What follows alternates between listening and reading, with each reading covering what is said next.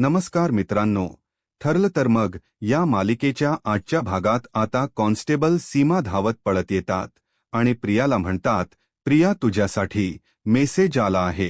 तर प्रिया पाहते तर श्वेताने मेसेज केलेला असतो की अर्जुन घराबाहेर पडला आहे. तर त्यावेळी प्रिया खुश होते आणि म्हणू लागते, झालं माझं काम झालं, आता अर्जुन काही परत त्याच्या घरी येणार नाही.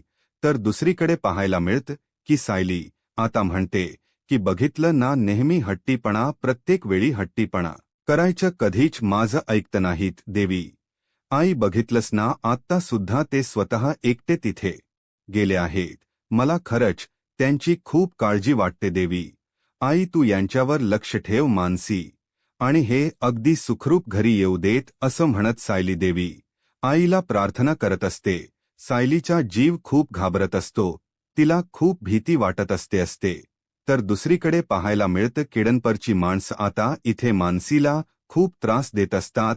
आम्ही जसं सांगतोय तसंच बोल असं सतत मानसीला सांगण्यात येतं, परंतु हे सगळं करण्यासाठी मानसी तयार नसते. ते मानसीला म्हणतात, तुझी जर इथून सुटका करून हवी असेल ना, तर आम्ही जसं सांगतोय तसंच वागायचं, आम्ही जे सांगतोय तेच बोलायचं, नाही तर तुला इथून सुटका नाही. सायलीनेस हे सगळं काही केलं आहे, या सगळ्या मागे सायलीचाच हात आहे. आम्हाला सायली खूप त्रास द्यायची, असं सगळं काही तिथे जाऊन सांगायचं आहे. तू जर आमचं ऐकलं नाहीस तर फुकटच्या त्या पोरी मरतील. त्यामुळे आता तू ठरव काय करायचं. कोर्टात आणि पोलिसांसमोर आम्ही जसं सांगतोय तसंच बोलायचं. इतकं सगळं होऊन इतका त्रास होऊ नये. इथे मानसी मात्र खोट बोलायला तयार नसते आणि त्यावेळी ती माणसं आता सचिनला फोन करतात आणि म्हणतात, हॅलो साहेब, ती पोरगी तयारच होत नाहीये. आम्ही इतकं तिला म्हटलं, इतका त्रास तिला, तरी सुद्धा ती कोर्टात किंवा पब्लिक समोर खोट बोलायला तयारच नाहीये. तर राकेश ऐकताच राकेशला धक्का बसतो. राकेश म्हणतो, या पोरीचा जीव जाईल तरी सुद्धा ही पोरगी सायलीच नाव घ्यायला तयारच नाहीये. इतकं काय सोन लागलंय त्या सायलीला?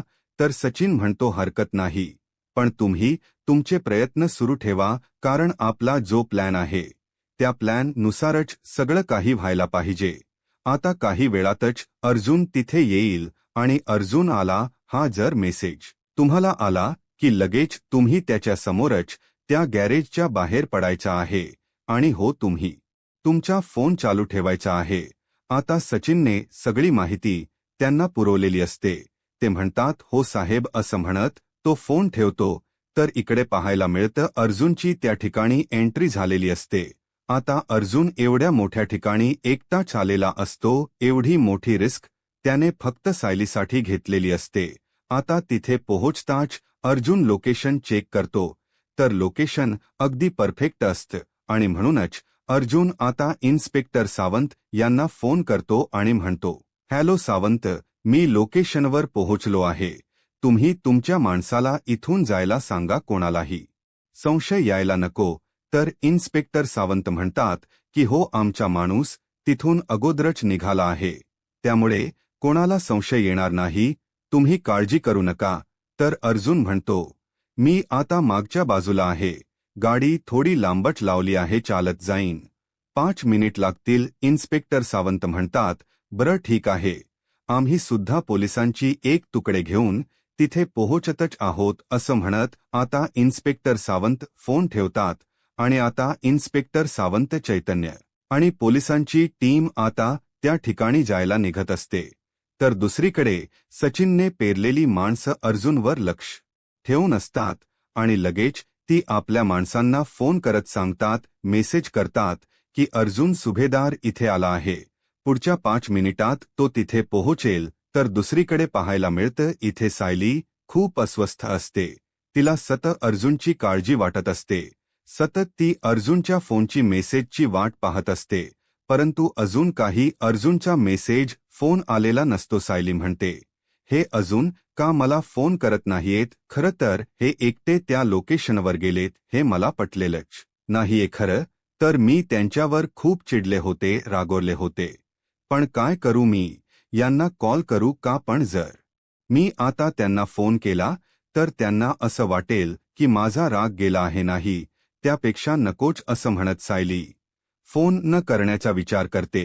पण तिला काही राहवत नाही. सायली म्हणते नाही नको मी फोन करू का. खरं तर मी त्यांच्यावर चिडले होते. ते तर माझ्यावर चिडलेच नव्हते. मग फोन करायला काय हरकत आहे. ते तर म्हणाले होते की मी तुला सगळे अपडेट देत जाईन कॉल करेन. परंतु अजूनपर्यंत यांनी फोनच केला नाही. काय घडलं असेल. तिथे सगळं काही ठीक तर असेल ना. पण मी जर आता फोन केला आणि तिथे त्यांचं महत्त्वाचं काम सुरू असेल तर माझ्यामुळे उगाच त्यांना त्या कामात अडचण नको.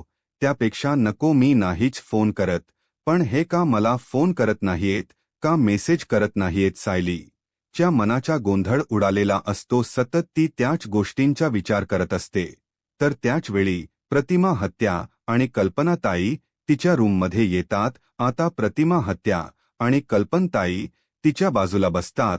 प्रतिमा हत्या सायलीला म्हणतात काय बाळाशी गप्पा मारत होतीस का. सायली म्हणते नाही. ते तर त्यावेळी कल्पनाताई म्हणतात आमच्यावर चिडून बडबड करत होतीस ना. आता मात्र सायली शांतच होते. कल्पनाताई म्हणतात हो ना. सायली काहीच बोलत नाही. तर प्रतिमा त्या सायलीला म्हणतात हे बघ बाळा आम्ही जे काही बोलतो ते फक्त तुझ्या काळजीसाठी बोलत असतो. पण आज आम्हाला काही बोलायची गरजच वाटली नाही. खरं तर काही बोलावंच लागलं नाही. कारण अर्जुनच म्हणाला की तू त्याच्यासोबत नको जाऊस. कारण आज किती रिस्क आहे हे त्याला माहीत होतं. आणि अशा ठिकाणी त्याला तुला घेऊन जायचं नव्हतं. कारण त्याला सुद्धा तुझी काळजी वाटते. कल्पनाताई म्हणतात हो ना. तू सुद्धा शोधत वनवन करायला नकोस असं त्याला वाटते. पण हे बघ सायली आता तू त्याच्यावर चिडू नकोस आणि आमच्यावर तर अजिबातच नाही. तर आता सायली कल्पनात ताई आणि प्रतिमाना म्हणते आई तुम्ही जे बोलताय ते मला कळते पटते. मला पण काही केल्या मनातून विचार जातच नाही. सतत मुलींची काळजी वाटत राहते. सतत मुलींच्या काळजीने मन अस्वस्थ होतं. आताही वाटत होतं की यांना कॉल करावा आणि त्यांना विचारावं की नक्की काय घडलं आहे. आणि दुसऱ्या क्षणाला वाटतं की ते फोन करतील मेसेज करतील. तर आता प्रतिमा आत्या विचारतात अर्जुन तिथे पोहोचलाय का. त्याचा फोन आला होता का. त्याचा मेसेज आला होता का. सायली म्हणते नाही नाग आई त्यांनी फोन मेसेज काहीच केलं नाहीये. आणि म्हणूनच तर मला काळजी वाटते. घरातून निघाल्यापासून त्यांनी एकही फोन किंवा मेसेज केलेला नाही. तर कल्पनात ताई म्हणतात येईल. तू नको काळजी करूस. एवढा विचार नको करूस. मला खात्री आहे आपला अर्जुन त्या मुलींना घेऊन लवकरच घरी पडतेल. तरी सुद्धा सायलीच्या मनाची घालमेल काही संपत नसते. तिला सतत त्याची काळजी वाटत असते. तर दुसरीकडे पाहायला मिळतं प्रियाचा प्लॅन चालूच असतो. आता प्रिया आपल्या माणसांना फोन करते आणि म्हणते अर्जुन तिथे आला की तुम्ही तिथून लगेच निघायचा आहे. आणि त्यावेळी अर्जुन तुमचा पाठलाग करेल आणि काही वेळ पुढे गेल्यानंतर तुम्ही तिथेच थांबा. आणि हो मानसी अर्जुनला दिसायला हवी. त्याच्या लक्ष मानसीच्या तिथे वेधून घ्यायचं आहे. तुम्हाला एकदा का त्याला मानसी दिसली की मग तो तुमच्या दिशेने नक्की येणार. पण त्यानंतर पुढे काय करायचं हे सगळं काही मी तुम्हाला सांगेनच. पण आता तयारीत रहा. कुठल्याही क्षणी अर्जुन तिथे येऊ शकतो. तर आता प्रियाची माणसं प्रियाला म्हणतात हो मॅडम असं म्हणत फोन ठेवतात. आता प्रियाच्या प्लॅन नुसार सगळं काही घडत असतं. या सगळ्यात अर्जुन अडकत चाललेला असतो. अर्जुन किंवा सायली यांना याबद्दल काहीच माहीत नसतं. फक्त मानसीचा शोध घेण्यासाठी अर्जुन तिथे आलेला असतो.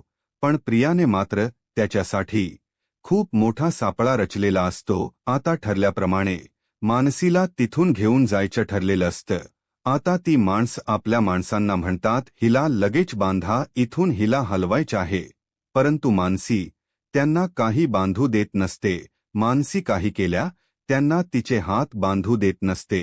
स्वतःची सुटका करून घेण्याचा प्रयत्न करत असते. आणि त्यावेळी मानसी चक्कर येऊन खाली पडते. आता मात्र तिथे असणारे सर्वच जण घाबरतात. त्यांचा मेन माणूस असतो तो म्हणू लागतो अरे बापरे ही मेली की काय. आता मात्र सर्वच जण घाबरून गेलेले असतात. आता अर्जुन त्या अड्ड्यापर्यंत पोहोचलेला असतो. अर्जुन मागच्या बाजूने तिथे पोहोचलेला असतो आणि समोर येत तो कडी पाहतो तर दरवाजाची बाहेरून कडी लावलेली नसते. त्यावेळी अर्जुनच्या लक्षात येतं नक्कीच कोणीतरी आतमध्ये आहे आणि म्हणूनच अर्जुन इन्स्पेक्टर सावंत यांच्याशी बोलण्यासाठी चैतन्यला फोन करतो. चैतन्य म्हणतो, सावंत साहेब, अर्जुनचा फोन आला आहे, असं म्हणत आता चैतन्य फोन स्पीकरवर ठेवतो. आता अर्जुन विचारतो, चैतन्य, तुम्ही कुठपर्यंत पोहोचला आहात? तर आता चैतन्य म्हणतो, नाही, अजून आम्ही निघालोच नाही आहोत, कारण इन्स्पेक्टर निकम अजून आले नाहीत. या केसवर निकम काम करत असल्यामुळे त्यांच्या परवानगीशिवाय काहीच करता येणार नाही. त्यांना सगळी माहिती द्यावी लागेल आणि तरच आम्हाला तिथे येता येईल. इन्स्पेक्टर सावंत अर्जुनला म्हणतात, अर्जुन सर, आता इन्स्पेक्टर निकम येतीलच, त्यांच्याशी आम्हाला बोलावं लागेल आणि त्यानंतर पोलिसांचे खबरी घेऊन, पोलिसांची एक टीम घेऊन आम्ही तिथे पोहोचतच आहोत. तर अर्जुन म्हणतो, पण आता मी बाहेर नाही थांबू शकत. चैतन्य म्हणतो, अर्जुन, तू असं काहीही करणार नाहीयेस. अरे, आतमध्ये किती गुंड आहेत, किती माणस आहेत, आपल्याला काहीच माहित नाहीये, कोणत्याच गोष्टीचा अंदाज नाहीये. त्यामुळे प्लीज अर्जुन, तू आतमध्ये जाण्याची रिस्क घेऊ नकोस. चैतन्यसोबत इन्स्पेक्टर साव सुद्धा अर्जुनला समजावत असतात आणि म्हणतात, अर्जुन सर, कुठल्याही क्षणी इन्स्पेक्टर निकम येतीलच, आम्ही लगेच निघतोय, पण तुम्ही ही रिस्क नका घेऊ. अर्जुन म्हणतो, इन्स्पेक्टर सावंत, मी समजू शकतो, तुम्हाला सगळ्या फॉर्मॅलिटीज पूर्ण कराव्या लागतील, परंतु आता मी रिस्क नाही घेऊ शकत, कारण जर मुलींना काही झालं तर मी आयुष्यभर स्वतःला माफ नाही करू शकत. त्यामुळे मी आता आज जातोय. आता इन्स्पेक्टर सावंत किंवा चैतन्य कोणीही समजावून अर्जुन न ऐकता एवढी मोठी रिस्क घ्यायला पुढे जातो. इथे मात्र मानसी चक्कर येऊन खाली पडलेली असते. आता ते चेक करतात तर मानसी जिवंत असते. लगेच मानसीला बांधायला घेतात. टोनी म्हणू लागतो, अरे लवकर बांधा, आपल्याला इथून लवकर निघायचे आहे. असं म्हणत प्रियाने सांगितलेल्या प्लॅनप्रमाणे तिथून निघायची तयारी सुरू असते. तर दुसरीकडे सुभेदारांच्या घरी आपल्याला पाहायला मिळतं सायलीच मन गुंतवण्यासाठी कल्पना ताईंनी सायलीला स्वेटर विणायला सांगितलेलं असतं, परंतु सायलीच काही त्यात लक्ष लागत नसतो. कल्पना ताई पाहतात आणि म्हणतात, सायली, अगं केवढा हा गुंता करून ठेवलायस. तेव्हा कुठे सायली भानावर येते आणि ते पाहत असते. तर प्रतिमा त्या सायलीला म्हणतात, सायली, अगं माझी एक गोधडी शिवूनही झालीय आणि प्रतिमाच, हे बघ स्वेटर सुद्धा विणून झालंय आणि तुझं काय चाललंय? तुझं तर अजून त्या स्वेटरला सुरुवातही झाली नाहीये. प्रतिमा आत्या सायलीला म्हणतात, बरं ठीक आहे, एक काम कर, तू इथे देतो गुंता, मी तुला सोडवून देते, मग तुला तुझं काम सुरू करता येईल.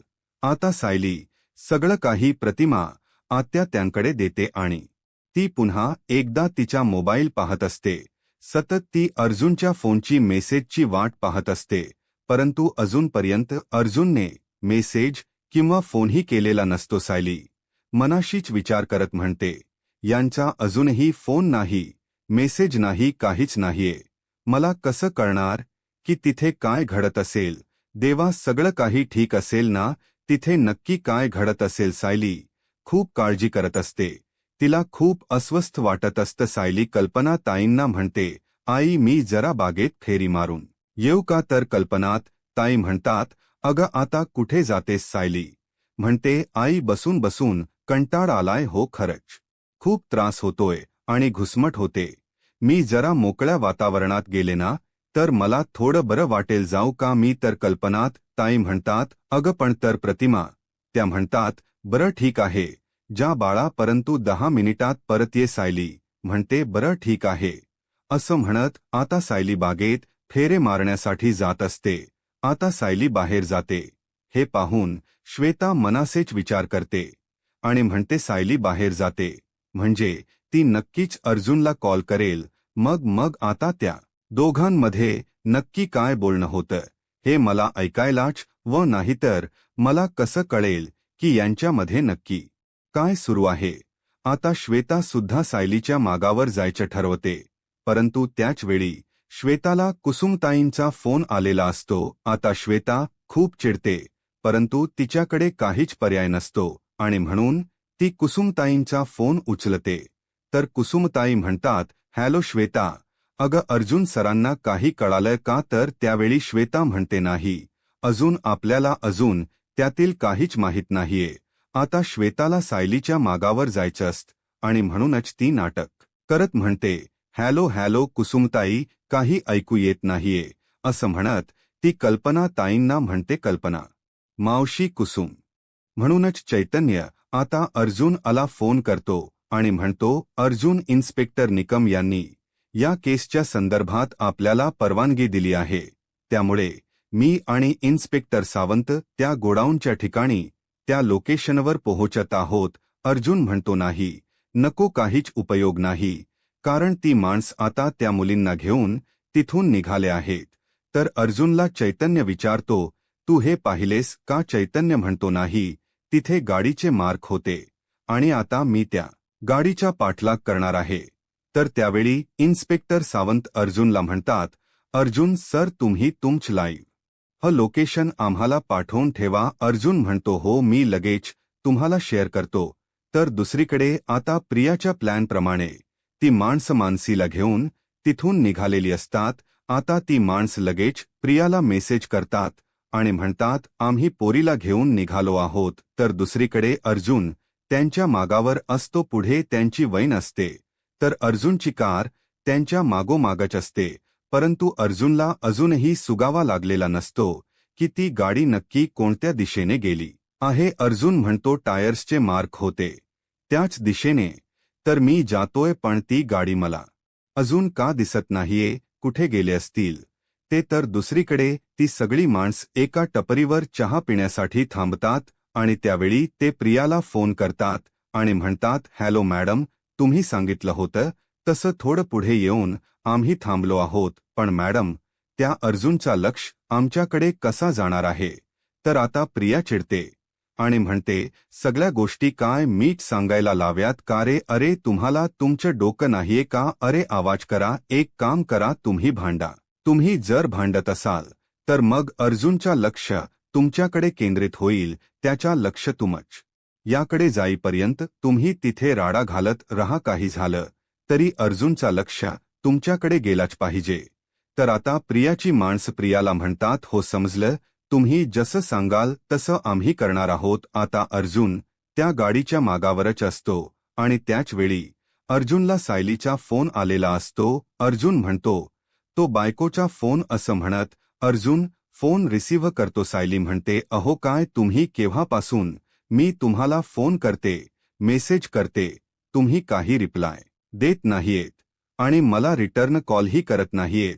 सगळं काही ठीक आहे ना? मला सांगा, मानसी सापडली का? आणि बाकीच्या मुली त्या सापडल्यात का? सुरू आहे नक्की तिथे आता सायरीला मानसी सापडली की नाही तोपर्यंत तिच्या जीवाला काही चैन पडत नाही. ती सतत अर्जुनला तोच प्रश्न विचारत असते. तर अर्जुन म्हणतो, आम्ही मुलींनाच शोधतोय. तर दुसरीकडे प्रियाने सांगितल्याप्रमाणे त्यांची गँग आता एकमेकांशी भांडण्याची नाटक करायला लागतात, मोठमोठ्याने भांडत असतात आणि त्याच वेळी अर्जुनची गाडी त्याच रस्त्याने पास होत असते. आता अर्जुन सायलीशी फोनवर बोलत असतो आणि म्हणतो, बायको सॉरी, इथे मी शोधाशोध करत होतो आणि कॉल घ्यायचे राहूनच गेलेत. आता ज्यावेळी अर्जुन थोडा पुढे येतो त्यावेळी त्याला काचेतून आरशातून दिसतं की त्या गाडीमध्ये मानसी आहे. तर इथे सायली अर्जुनला फोनवर म्हणते, तुम्हाला मानसी सापडली का? मानसी कुठे आहे? काही कळालंय का? तर त्यावेळी अर्जुन म्हणतो, बायको मानसी, मला आता मानसी दिसली आहे. तर सायली अर्जुनला विचारते, कुठे आहे ती? काय करते ती? आणि बाकीच्या मुलींचं काय? आता मात्र सायलीचे प्रश्नावर प्रश्न सुरू असतात, पण अर्जुन मागे वळून पाहतो की नक्की खरंच ती मानसी आहे का? या माणसांची भांडण नक्की का चालली आहेत? हे सगळं काही पाहत असतो. आता गाडीत असणारी ती मुलगी मानसीच आहे का हे पाहण्यासाठी अर्जुनने गाडी थोडी मागे घेतलेली असते. आता हे सगळं काही प्रियाचंच प्लॅन असतं, मानसी अर्जुनला दिसावी. आणि खरोखरच आता अर्जुनने मानसीला पाहिलेलं असतं. मानसीला सोडवण्यासाठी अर्जुन गाडीमधून उतरणार, परंतु त्याच वेळी ठरल्याप्रमाणे ती माणस आता पुन्हा एकदा गाडीमध्ये बसतात आणि ती वैन घेऊन ते तिथून निघालेले असतात. तर इथे अर्जुन सायलीला म्हणतो, बायको मानसी सापडली आहे, मी तुला थोड्या वेळातच फोन करेन असं म्हणत अर्जुन फोन कट करतो. इथे सायली खुश होते, परंतु हा सगळा काही प्रियाचा ट्रॅक असतो. आता अर्जुनची गाडी त्या पुन्हा एकदा वैनच्या मागावर असते. तर इथे सायलीला वाटत असतं की मानसी सापडली आहे आणि हे तिला खरी घेऊन येतात. आता इथे श्वेता सायलीला विचारते, ताई अगं काय झालंय? तर सायली म्हणते, अग श्वेता, खूप आनंदाची बातमी आहे, यांना मानसी सापडली आहे आणि हे मानसीला घेऊन येतायत. आता श्वेता नाटक करत म्हणते, ही तर खूप मोठी आनंदाची बातमी आहे. श्वेता सायलीला नाटक करत म्हणते, आता मानसी दिसली आहे ना अर्जुन सरांना, मग आता तू थोडा आराम कर, स्वतःची काळजी घे. इथे मात्र सायली सतत देवी आईचे आभार मानत असते. सायली श्वेताला म्हणते, मी आलेच. हा तर श्वेता म्हणते, हो सावकाश, तुझ्या पुढे मी येते असं म्हणत श्वेता तिथेच थांबते. आता श्वेता लगेच सचिनला फोन करते. सचिन म्हणतो, बोल श्वेता, काय अपडेट आहे? तर श्वेता म्हणते, एक गुड न्यूज आहे. सचिन, आत्ताच अर्जुनला सायलीने फोन केला होता आणि त्यावेळी अर्जुन स्वतःच म्हणाला की त्याला मानसी दिसली आहे, मानसीला त्याने पाहिलं आहे. आता हे ऐकून सचिन, राकेश आणि प्रिया खूप खुश होतात. तर प्रिया म्हणते, अर्जुन आपल्या प्लॅनमध्ये अगदी अलगद अडकला आहे, आता इथून पुढे तेच घडेल जसं आपल्याला घडवायचं आहे, जसं आपल्याला हवं आहे. येणाऱ्या पुढील भागामध्ये आपल्याला पाहायला मिळतं सायली देवी आईची प्रार्थना करत असते, तिची आरती करत असते आणि म्हणू लागते की देवी आई यांना मानसी लवकरात लवकर सापडू देत आणि दोघंही सुखरूप घरी येऊ देत. परंतु दुसरीकडे प्रियाच्या प्लॅन नुसार आता सगळे गुंड अर्जुनला पकडतात आणि खूप मारण करत असतात. अर्जुनला खूप मारलेलं असतं आणि त्याच वेळी प्रियाने सांगितल्याप्रमाणे एक गुंड अर्जुनच्या पोटात चाकू खुपसून त्याला पूर्णपणे मारतो आणि त्यावेळी इथे प्रिया एक चाकू हातात घेत म्हणते, राम नाम सत्य है. आणि इथे मात्र ज्यावेळी हळदी कुंकवाचा करंडा सायली हातात घेते, कुंकवाची वाटी हातात घेते, त्यावेळी तिच्या हातून ती वाटी खाली पडते आणि इथे अर्जुनने बायको अशी हाक मारलेली असते. आता मात्र अर्जुन खाली कोसळलेला असतो आणि इथे सायली देवी आईच्या समोर देवी आईकडे पाहत असते. आता काहीतरी अनर्थ घडतोय, काहीतरी चुकीचं घडतंय, अपशकुन होतोय हे सायलीच्याही लक्षात येतं. पण आता या संकटातून देवी आई आणि सायली अर्जुनला सुखरूप बाहेर काढू शकतात का? अर्जुन आता या अवस्थेत स्वतःला सावरू शकेल का आणि मानसीला घरी घेऊन येण्यात तो यशस्वी ठरेल का? सायलीला दिलेलं वचन तो पूर्ण करेल का? आता पुढे काय होईल हे पाहायला आत्ताच माझा महाराष्ट्र या यूट्यूब चॅनलला सबस्क्राईब करा. धन्यवाद.